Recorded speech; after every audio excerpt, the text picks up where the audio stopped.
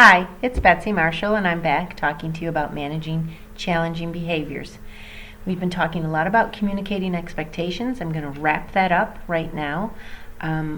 With that, remember you can't just tell a child one time, when you come in the house, hang up your coat, put away your shoes. You have to repeat these instructions. Teaching is saying over and over, this is what we do. One of the mistakes that I make, because I make a lot of them too, is I will greet my children at the door and tell them, hang up your coat, put away your shoes. In my house I have cubbies, so they each have a place and a space. And if I'm standing right there and I'm telling them what to do, they will absolutely do it.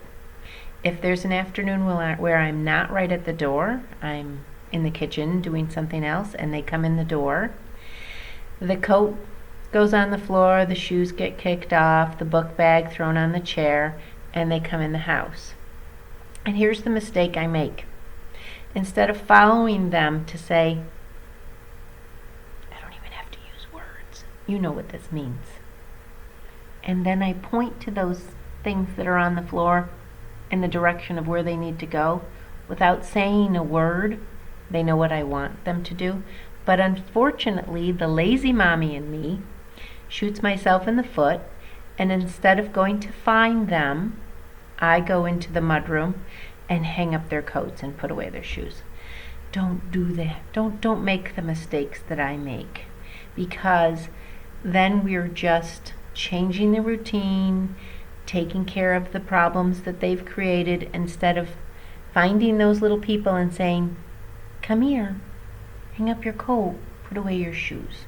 Okay, so I'm going to leave you with that, and we're going to delve into the next technique of helping your children with their challenging behaviors.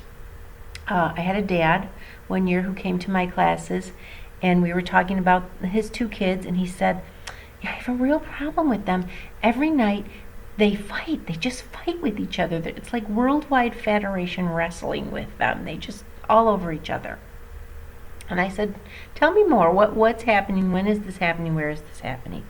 He said, well, I'm making dinner, and they're downstairs in the playroom. Oh, okay. One is 4 and one is 2. Well, of course. You are not where they are, or they are not where you are. You cannot teach your children. Discipline means to teach and guide. You cannot teach them if you aren't even with them, or they're not with you. So if they're downstairs and you can't even see them, they're going to fight over a toy, argue over a toy, or just find that wrestling with each other is more fun than maybe building Duplos. So remember that this technique, this way of working with children, means you have to supervise them. You have to be where they are to teach them what to do and how to play.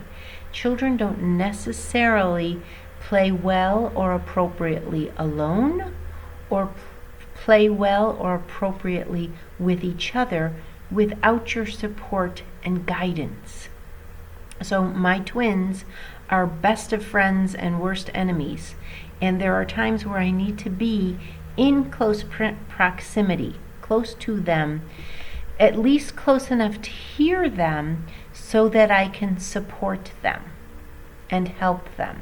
So you know those kids that all of a sudden they're going to be playing, and then you can hear one of them going, shriek, he's touching me, he touched my cars, he touched my doll. You need to be there quick before that doll or that truck goes bashing over the head of the sibling.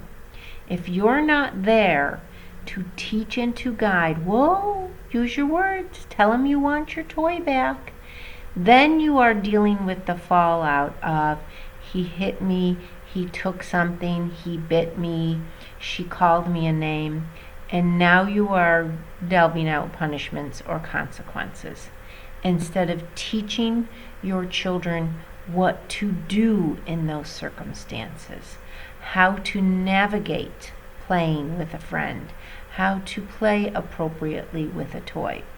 So being in close proximity, being where you can supervise your children is very important. And I don't mean micromanaging. I want your children to be able to go and play and have a little bit of freedom to do that. Sometimes I think we get too involved in their play. But for some children, you have to be near them. You have to be close enough to help them when it becomes frustrating for them, whatever they're doing. And those frustrations of trying to build something and it doesn't work results in them throwing those toys. Or the frustration of lining up all their cars perfectly and then a little sibling comes in and snatches one, and now they're just so frustrated and angry they lash out. So you have to be there before they exhibit a behavior that is unacceptable, like throwing a toy or hitting a sibling, to help them say, oh, you're frustrated with putting that together. How can mommy help you? Let's do this together. Or, oh, wait a minute. Come here, little brother or little sister. Your brother is playing with toys, and then redirecting that sibling. So this topic is called supervision. You had these kids, you have to actually be near them and supervise them. And I know that's hard because we have a lot of other jobs that we do. Our job. And then besides parenting, we're housekeepers, laundry washers, dishwashers, cooks. We're all of those things. The financial officer of your home. And so parenting is one more job in that, but it's probably the most important job that you have. I would beg to differ. And so I want you to make sure that's first and foremost. And if that means you're saying to your kids, come here where mommy is, I'm folding laundry, play here so that I can supervise you, then that's what you need to do in order to teach and guide them how to behave appropriately. I'm going to leave it here. It's about 7 minutes into this, and then next time we'll talk more about that and another technique for you. Thanks.